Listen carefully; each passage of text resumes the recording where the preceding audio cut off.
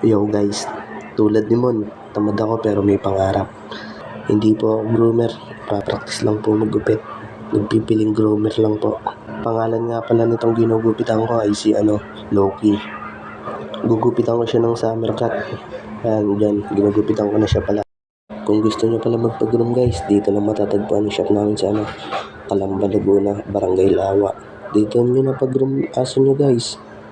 Nire-razor ko na pala yung sa may paa niya guys. Sunod naman dyan sa may tiyan niya. Ang nire-razor ko yan.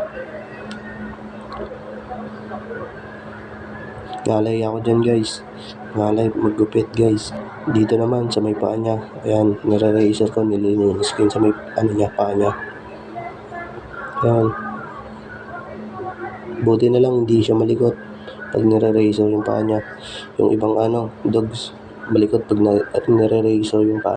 Sunod kong gagawin guys, lilinisin ko yung sa may puwet niya. Para pag tumahay siya, hindi sasahid sa balahibo niya yung tae. Yan. Nililinis ko na yun dyan. Sinasadkis-sad ko yan guys. Sunod naman sa may dede niya naman, lilinisin ko. Kakalbo yun sa may dede niya.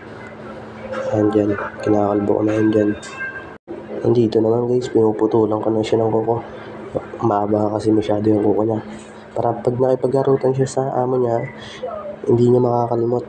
Kasi maikli na yung kuko niya. Ayan guys, lahat yan puputulan ko. Sorry guys, putol-putol yung voice record.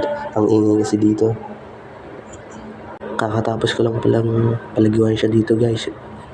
Nire-repair ko na siya dito. Dinadaanan ko yung mga tirang balahibo. Tirang balahibo kanina.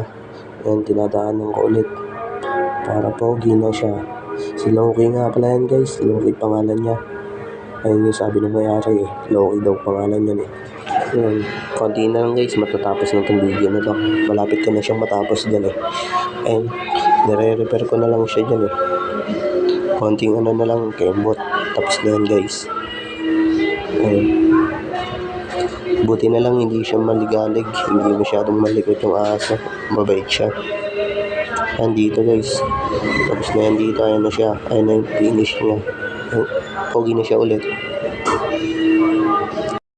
Yo guys, papalo ng page ko. Peace out.